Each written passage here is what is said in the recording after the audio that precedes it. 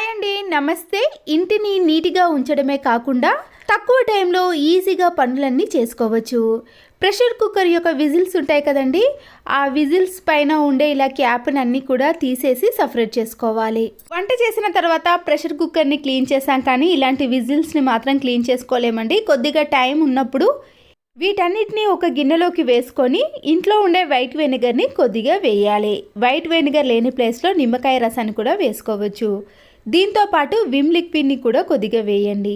ఇలా వీటిని ఒక 1 మినిట్ పాటు అలాగే ఉంచేసిన తర్వాత ఇలా పాడైపోయిన ఒక టూత్ బ్రష్తో ప్రెషర్ కుక్కర్ యొక్క విజిల్స్ని పూర్తిగా క్లీన్ చేసుకోవాలి. ఎలాంటి డస్ట్ అయినా పూర్తిగా వచ్చేసిందండి. వెనిగర్లో మనం 1 నిమిషం పాటు నానబెడితే జిడ్డు అనేది త్వరగా మెత్తబడి క్లీనింగ్ అనేది చాలా ఈజీగా అయిపోతుంది.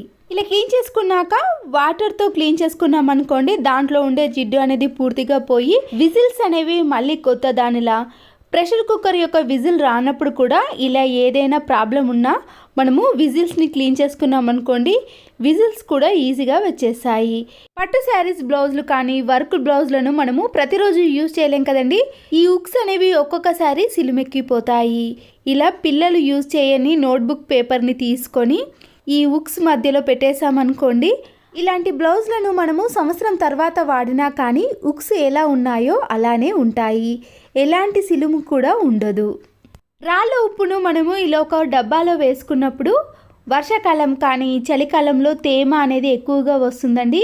చూసారు కదండి, బాక్స్కి కూడా ఇలా పూర్తిగా తేమ రావటం వలన రాళ్ళ ఉప్పు అనేది అతుక్కపోతుంది. కొత్తగా కొన్న వాటర్ బాటిల్స్లో తడి ఉండకూడదని ఈ ప్యాకెట్ని వేశారండి. ఇలా ప్యాకెట్ని మనము రాళ్ళ ఉప్పులో వేసామనుకోండి, తడి లేకుండా పొడి పొడిగా ఉంటుంది. దారపు రీల్స్ని ఇలా అన్నిటినీ ఒకే బాక్స్లో వేసుకుంటాం కదండి. ఇలా ఒక్కొక్కసారి దారపు చివరి కొనభాగాలు అనేవి ఒకదానికి ఒకటి చిక్కుబడి దారం అనేది బయటికి వస్తుంది. దీనివల్ల దారాలు కూడా వేస్ట్ అయిపోతాయండి.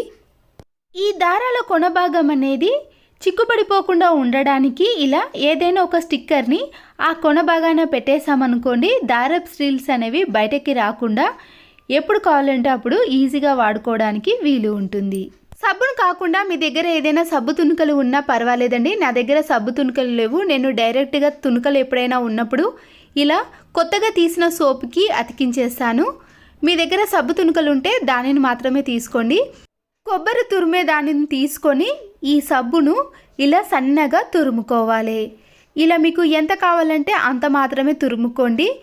ఇక్కడ నేను ఇలా కొద్దిగా తురుముకున్న దానిని ఒక ప్లాస్టిక్ బాక్స్లో వేసుకుంటున్నాను. ఇలా ఈ సబ్బు తురుమును మనము ఎక్కడైనా యూజ్ చేయొచ్చండి. బయటికి వెళ్ళినప్పుడు, ఫంక్షన్స్కి, టూర్స్కి వెళ్ళినప్పుడు డైరెక్ట్గా సబ్బును తీసుకెళ్ళామనుకోండి, తడి వలన మనము హ్యాండ్ బ్యాగ్లో కానీ ఏ బ్యాగ్లో పెట్టుకున్నా చాలా ప్రాబ్లమ్స్ అనేవి వస్తూ ఉంటాయి. ఇలా డైరెక్ట్గా మనం తురిమిన దాన్ని ఒక ప్లాస్టిక్ బాక్స్లో వేసుకొని హ్యాండ్ బ్యాగ్లో వేసుకున్నాం అనుకోండి, ఎప్పుడు హ్యాండ్ వాష్కి కానీ ఫేస్ వాష్కి యూజ్ చేయాలన్నా దాంట్లో నుంచి కొద్దిగా తీసుకొని మనము ఫేస్ వాష్ చేసుకుంటే సరిపోతుంది. రాత్రి మిగిలిపోయిన కర్రీస్ని మనము ఇలా ఒక బాక్స్లో వేసుకొని ఫ్రిడ్జ్లో కానీ బయట కానీ పెట్టేస్తాం కదండి. బ్యాచిలర్స్కి అయితే ఈ టిప్ చాలా బాగా యూజ్ అవుతుందండి.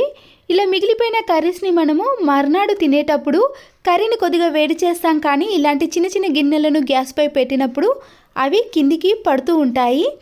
ఇలా గ్యాస్ని ఆన్ చేసిన తర్వాత స్టాండ్ ఉంటుంది కదండి, ఆ స్టాండ్ను ఇలా గ్యాస్ పైన పెట్టేసి ఆ తర్వాత ఇలాంటి చిన్న చిన్న కర్రీ బాక్స్ని పెట్టేసామనుకోండి, ఈజీగా వేడి అవుతుంది. మళ్ళీ దీన్ని మరొక గిన్నెలోకి మార్చాల్సిన పని కూడా ఉండదు.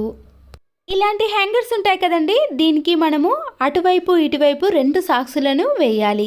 ఇలాంటి హ్యాంగర్తో కబోర్డ్ కింద కానీ ఫ్రిడ్జ్ కింద చిన్న చిన్న స్పేస్ ఉంటాయి కదండి, మనము ఈజీగా క్లీన్ చేయలేకపోతాము. ఇలాంటి హ్యాంగర్కి సాక్స్ను వేసి క్లీన్ చేసామనుకోండి, దాంట్లో ఉండే డస్ట్ అనేది చాలా ఈజీగా వచ్చేస్తుంది. చీపురు కట్టతో కానీ చేత్తో క్లీన్ చేయనప్పుడు ఈ టిప్ అనేది యూజ్ అవుతుంది.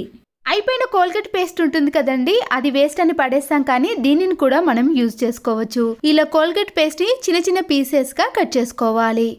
ఇలా కట్ చేసుకున్న వాటన్నిటిని కూడా ఒక బౌల్లో కొన్ని వాటర్ని తీసుకొని ఈ వాటర్లో ఈ కోల్గేట్ పేస్ట్ అనేది పూర్తిగా కరిగే వరకు కలుపుకోవాలి. ఇలా కలుపుకున్న వాటర్ని ఏదైనా ఒక పొడి క్లాత్ పైన వేసుకొని మన ఇంట్లో ఉండే ఫ్రిడ్జ్ డోర్ ఉంటుంది కదండి, స్విచ్ ఆఫ్ చేసి ఇలా ఫ్రిడ్జ్ డోర్ మొత్తాన్ని కూడా క్లీన్ చేసుకోవాలి. ఇలా క్లీన్ చేసుకోవడం వలన ఫ్రిడ్జ్ డోర్ పైన ఉండే డస్ట్ అనేది పూర్తిగా పోయి మళ్ళీ కొత్త దానిలా షైనింగ్లోకి వస్తుంది.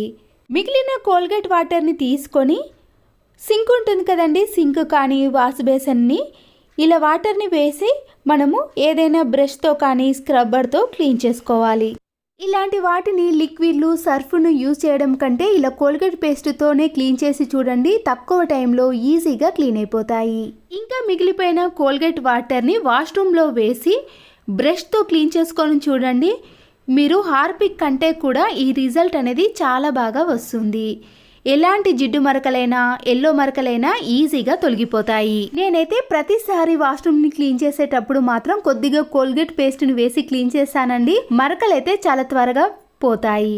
హార్పిక్, యాసిడ్ లాంటి కెమికల్స్ని వాడే బదులు ఇలా కోల్గేట్ పేస్ట్తో క్లీన్ చేసుకోండి.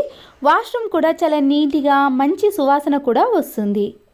ఇలా ఒక సబ్బును తీసుకొని రెడీమేడ్ ఇయర్ రింగ్స్ ఉంటాయి కదండి, ఇయర్ రింగ్స్ని మనము ఇలా సబ్బుకు పెట్టేసి ఒక 2-3 టైమ్స్ అలాగే చేసామనుకోండి, చాలా మందికి ఇలాంటి ఇయర్ రింగ్స్ పెట్టుకున్నప్పుడు ఇచ్చింగ్ కానీ లేదా చెవు ఎర్రగా మారటం లాంటివి వస్తాయి.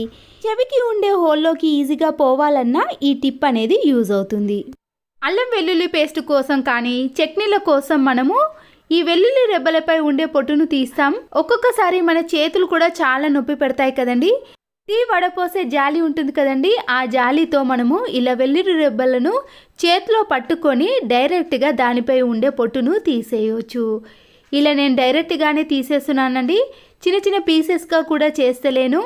ఇలా చేసిన తర్వాత మనము స్క్రూ డ్రైవర్ని కానీ ఫోక్ని కానీ ఇలా షార్ప్గా ఉన్న దాన్ని తీసుకొని ఇలా వెల్లుల్లి రెబ్బలను తీసేసామనుకోండి, చేతి నొప్పి పెట్టకుండా ఎన్ని కేజీలైనా సరేనండి ఈజీగా తీసేయచ్చు.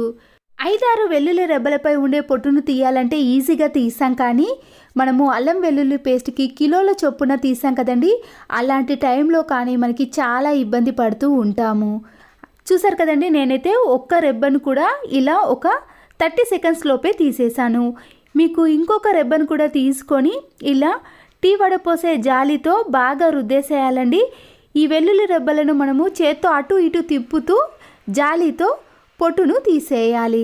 ఇక్కడ మీకు చాలా క్లియర్గా చూపిస్తున్నానండి. నేనైతే ఇక్కడ 2 నిమిషాలలోనే 2 వెల్లుల్లి రెబ్బలపై ఉండే పొట్టును తీసేసాను. చూసారు కదండి, తక్కువ టైంలో మనము ఇలా ఎన్ని కేజీలైనా వెల్లుల్లి రెబ్బలపై పొట్టును తీయాలంటే చేతు ఇబ్బంది పడకుండా ఎలాంటి రిస్క్ లేకుండా చాలా ఈజీ ప్రాసెస్లో తీసేయవచ్చు. ఈ వెల్లుల్లి గడ్డలను మనము చిన్న చిన్నగా చేయకుండానే డైరెక్ట్గానే ఈ టీ వడపోసే జాలితో పొట్టును తీసేయండి. అయితే టీ వడపోసే జాలి అనేది గట్టిగా ఉండాలండి, అలా అయితేనే పొట్టు అనేది ఈజీగా వచ్చేస్తుంది. ఈ టిప్స్ నచ్చినట్లయితే తప్పకుండా ఒక లైక్ చేయండి, మీ ఫ్రెండ్స్కి కానీ రిలేటివ్స్కి షేర్ చేయండి. మరో వీడియోతో మళ్ళీ కలుద్దాం. Thanks for watching.